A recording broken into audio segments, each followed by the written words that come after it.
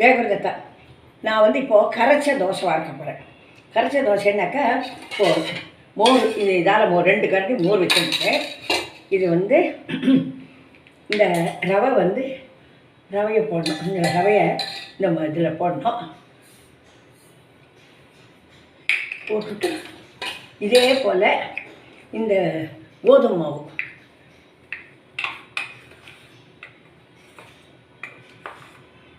இது கோதுமை மாவு போடணும். அதுக்கப்புறம் இது வந்து கொஞ்சம் அரிசி மாவு அதே அளவுக்கு.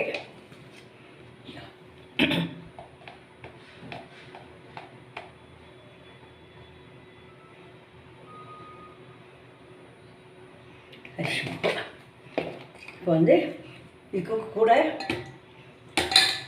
பெருங்காயம்,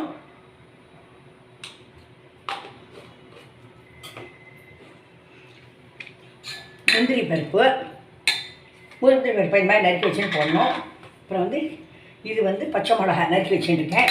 இந்த பச்சை மிளகாயும் போட்டுக்கணும். அப்புறம் இந்த கொத்தமல்லி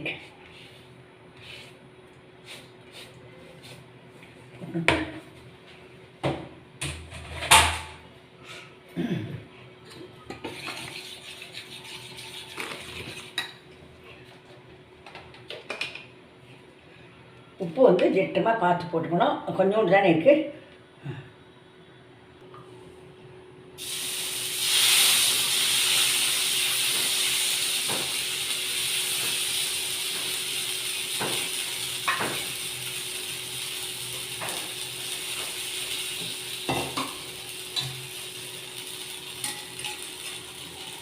வந்து இந்த கரைச்ச மாவில் இப்போ எப்படி கரைச்சிருக்கேன்னு பார்த்துக்கோங்க.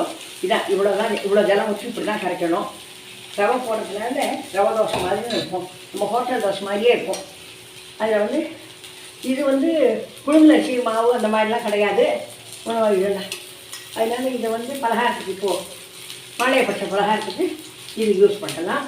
இதை வறுக்கிறது ஒன்றும் கஷ்டம் இல்லை. கொஞ்சம் இதான் அரிசி மாவு,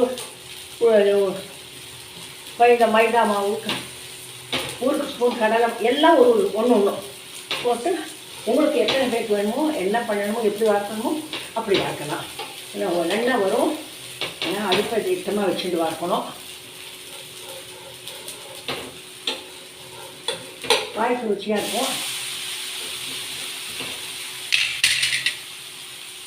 இதை வந்து இப்படி கரைச்சிக்கணும். இந்த மாதிரி ஜலமாக கரைச்சிக்கணும்.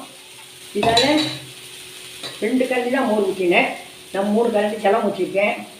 அப்புறம் இதுக்கு வந்து முந்திரி பருப்பு, கருவேப்பிலை, கொத்தமல்லி, அந்த பெருங்காயம், உப்பு எல்லாம் போட்டிருக்கேன். ரவை, மைதா மாவு, கோதுமை மாவு, அரிசி மாவு, கொஞ்சம் கடலை மாவு, அதே லெவலுக்கே கடலை மாவு போட்டு இதை நீங்கள் வார்த்தீங்கன்னாக்கா இந்த தோசைக்கல்லாம் ஒட்டாது, வசதியாக இருக்கும். இப்போ வந்து இதை வந்து அப்படியே சுட வார்த்து ஒரு அப்படியே இலையில் போட்டு அப்படியே சாப்பிட்லாம். நல்லா இருக்கும். இதுக்கு வந்து கொஞ்சம் நெய்யை கலந்து நல்லெண்ணெய்லையோ இல்லை ரிஃபைண்ட் ஆயிலையோ கொஞ்சம் ஒரு ஸ்பூன் நெய்யையும் போட்டு இதை ஊற்றினீங்கன்னாக்கா அப்படியே இதுவே ரவா தோசை நம்ம ஹோட்டலில் வாங்கி சாப்பிட்றோமே அதே போலயே இருக்கும்.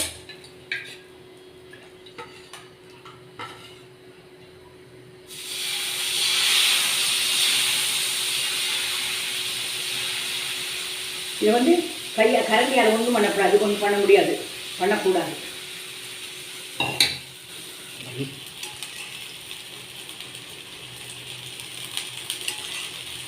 நீங்கள் கலந்து ஊற்றினீங்கன்னாக்கா ரொம்ப நல்லா இருக்கும், வாசனையாக இருக்கும். நீங்கள் பண்ணி பாருங்க, லைக் பண்ணுங்க, ஷேர் பண்ணுங்க.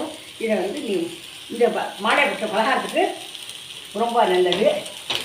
தினம் அரைக்கணும்னு கணக்கு இல்லை. அதனால்